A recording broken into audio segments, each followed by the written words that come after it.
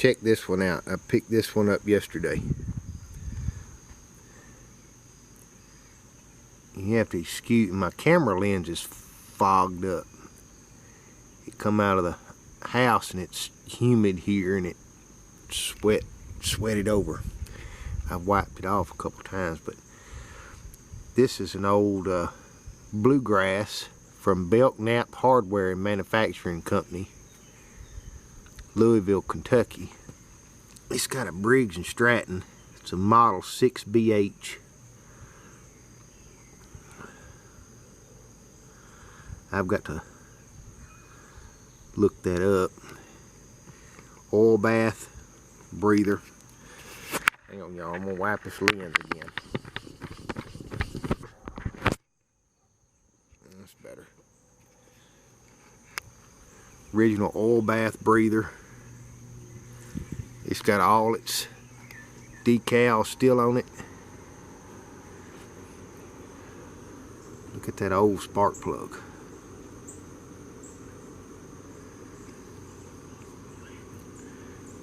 And these are the wheel adjust to adjust the wheels. Just two wheels at the same time.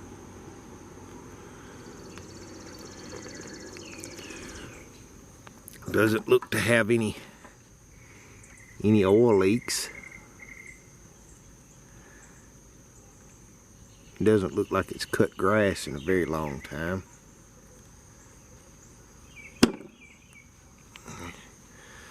My lens is fogging up again.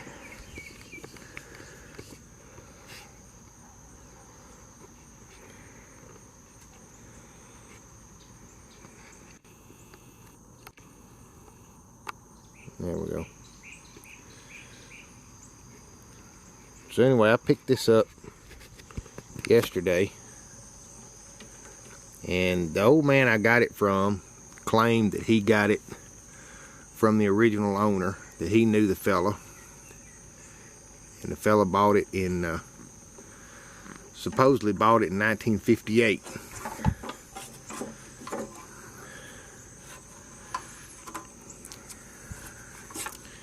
And I've checked it, and it doesn't appear to be firing.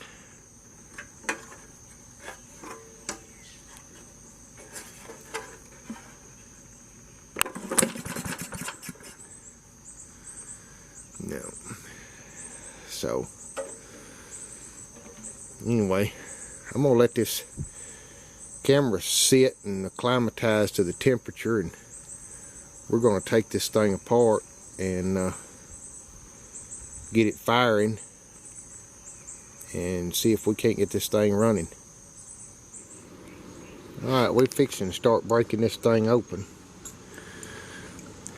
That old nut's a little rusty and crusty. I'm gonna drizzle a little bit of oil, some lightweight machine oil around these threads, and let that soak for a little bit while I get the rest of this off. Now this is a updraft, old style updraft carburetor. It's your manual choke lever over here on the side, and the fuel tank is actually attached to this top. I've had one of these engines before when I was a kid, so we're just going to take the fuel line loose here at the carburetor.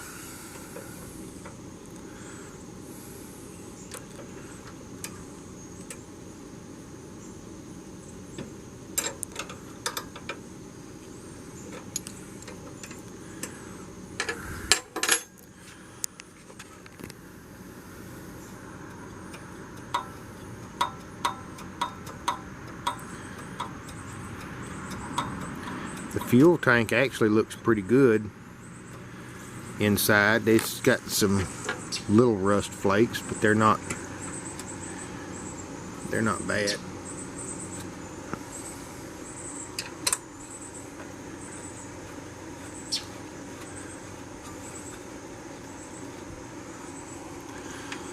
I'm a little disappointed. I got on eBay last night looking to see if I could find one. Somebody has broke one of the little metal tangs off of the oil filler cap, and they've had pliers and stuff on this thing. I guess people really don't understand that these little oil filter caps just don't need to be that tight. So I'm going to try to find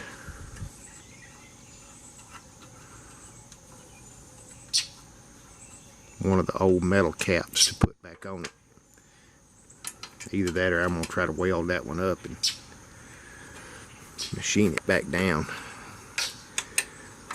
Weld another tang on it. Well, y'all are fixing to see it with me. The first look underneath the cap.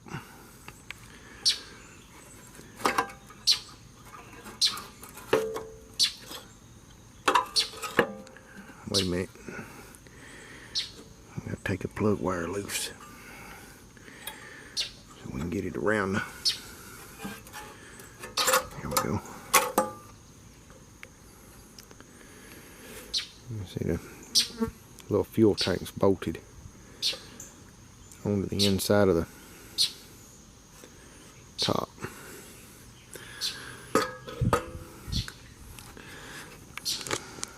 So where we need to get is we need to get in this little cover underneath this flywheel. So we're gonna hope that coil's good, which these old coils like this, they don't, my experience has been they don't hardly ever go bad, but these engines run points, and those points kind of mess with some folks, I guess, because they've been, I don't remember exactly what year they quit using them in push mowers. I had a lot of them when I was a kid, because I used to love to tinker on lawnmowers when I was a kid. I said we're gonna need to pull. We got somebody that's left us some extra bolts down in there. I guess we're fixing to have to go fishing. Still got the old metal governor flap.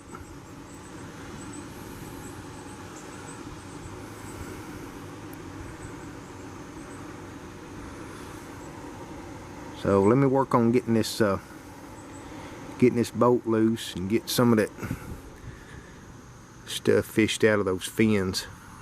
Take it down here to the air compressor and blow it out. Alright, got it apart. And you get your flywheel off, you have this little cover held on by 2 1/4-inch screws. Just take it off, and you can see your points there. And these are the old points. You can tell because the wire is not held on with a spring. The wire to the coil is held on with a 5/16 head nut. But you take your contact set out, take your 1/4-inch and what holds it down, pull it out, and you can take a little file and you file them down till they're, clean them up, file them down till they're smooth, because they're going to be pitted. And you have to turn the engine. You have to turn the engine until you get it on the high spot. You can see the gap in the contact and the points open there. When I spin the blade underneath,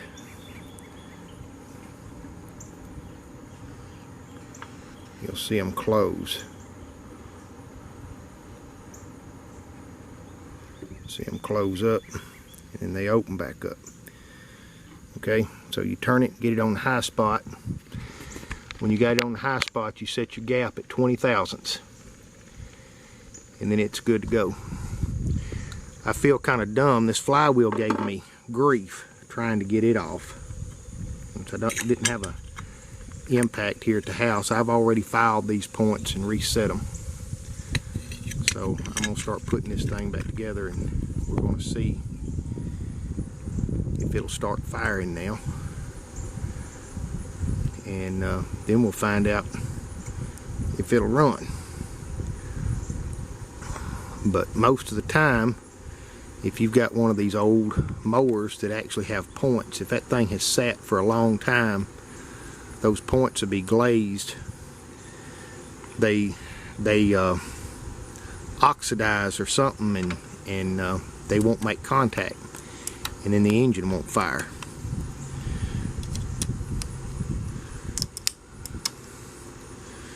But this flywheel gave me a headache getting it off. And you know, I used to work on these things when I was a kid, you know, pre-teen and stuff. I loved to tinker on lawnmowers. And I remember these things always being, you know, right-hand thread coming off. But this one's not. This is a left-hand thread. And I don't believe I've ever seen that before, unless I'm remembering wrong. And it's been a lot of years since I really messed with these things much, so maybe I'm remembering wrong, but I'm pretty sure that most of them are right-hand thread. But anyway, thank God I figured that out before I broke something. But let me finish putting this thing back together, and we'll see if we can get some gas in it, and we'll go from there. I'm going to go ahead, I think, and drain the oil out and put some fresh oil in it.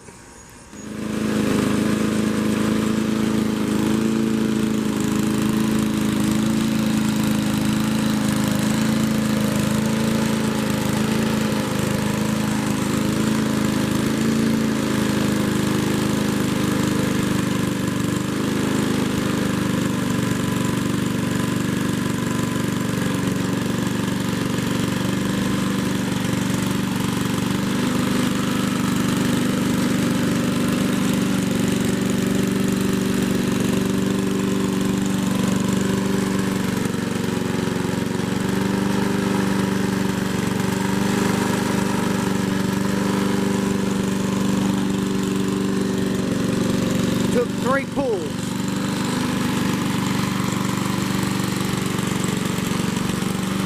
For it to fire up.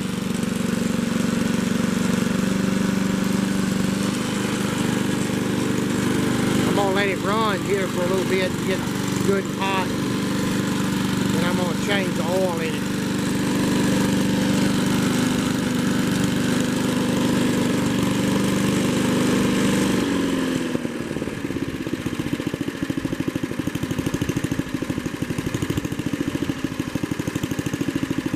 Well, it'll idle.